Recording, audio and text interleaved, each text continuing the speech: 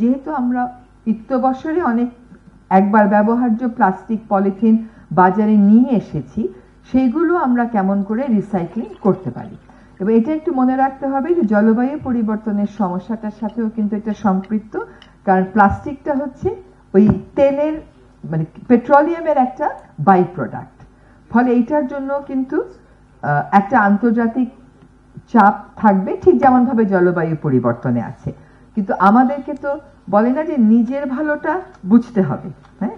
এবং এই যে সিঙ্গেল ইউজ প্লাস্টিকের বিকল্পের কথা যখন আমরা বলছি, সেখানে কিন্তু আমাদের স্থানীয় পণ্যটাকে আমরা বাজারে সামনে নিয়ে চলে আসতে পারবো। একটা ছোট্ট উদাহরণ দিই, আপনার বাসার প্লাস্টিক ফুলের টব, যদি ফুলের টব সব প্লাস্টিক হয়ে যায়, তাহলে যারা মাটির টব বানাতো তারা কিন্তু পেশাশূন্য হয়ে পড়বে, কর্মশূন্য হয়ে পড়বে। কাজে আপনি যখন মাটির টবে ফেরত যাবে, আপনি দেখবেন স্থানীয় কর্মসংস্থানেরও সেখানে সুযোগ হবে।